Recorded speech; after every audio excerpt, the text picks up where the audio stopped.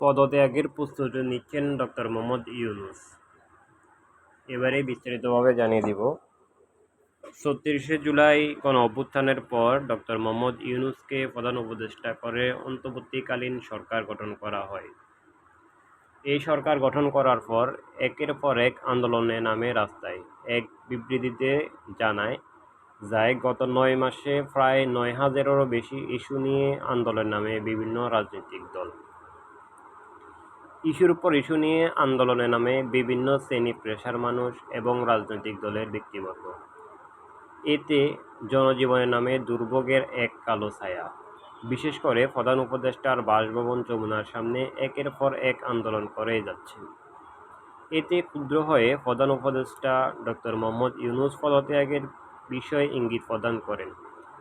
গতকাল এক আলোচনা সভায় উপদেষ্টা মণ্ডলীদের সাথে বৈঠকে বসেন প্রধান উপদেষ্টা ডক্টর মোহাম্মদ ইউনূস তার বাসভবন যমুনায়। এটি ছিল অন্তর্বর্তীকালীন সরকার গঠন করার পর ৩১তম আলোচনা সভা। আলোচনার বিষয়বস্তু ছিল কিভাবে দেশের মানুষকে শান্তি এবং সমৃদ্ধির সাথে উন্নত থেকে উন্নত স্থানে নিয়ে যেতে পারে, জুলাই আন্দোলনের মূল প্রতিপাদ্য মানুষের সামনে তুলে ধরতে পারে। সংক্ষিপ্ত সংস্কার এবং একটি অবাধ ও সুষ্ঠু নির্বাচনের যে প্রত্যয় ছিল, সে প্রত্যয় বারবার আন্দোলনের নামে মানুষ হয়রানিতে এই চ্যালেঞ্জগুলো মোকাবেলা করতে ডক্টর মোহাম্মদ ইউনূসকে বাধা প্রদান করে যাচ্ছে। এতে তিনি মনে কষ্ট নিয়ে উপদেষ্টা মণ্ডলীদের আলোচনা সভায় পদত্যাগের একটু ইঙ্গিত প্রদান করেন।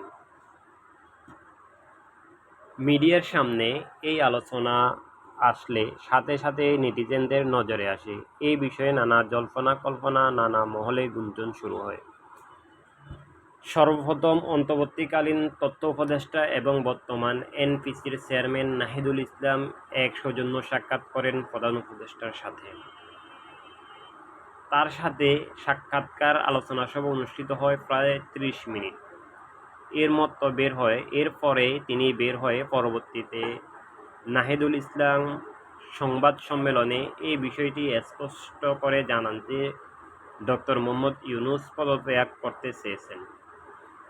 তবে তিনি আশ্বস্ত করে আসেন, জুলাই স্পিডের কথা স্মরণ করে দিয়ে আবারও তিনি দায়িত্ব নেবেন এবং ৩টি চ্যালেঞ্জের জন্য অন্তর্বর্তী সরকার গঠন করা হয়েছে। জুলাই আন্দোলনের মূল গেজেট প্রকাশ করা, ন্যূনতম সংস্কার এবং একটি অবাধ এবং নিরপেক্ষ ভোটার অধিকার মানুষের সামনে নিয়ে আসা। একটি নির্দিষ্ট সময় পর্যন্ত অন্তর্বর্তীকালীন সরকার থেকে একটি জাতীয় সরকার গঠন করে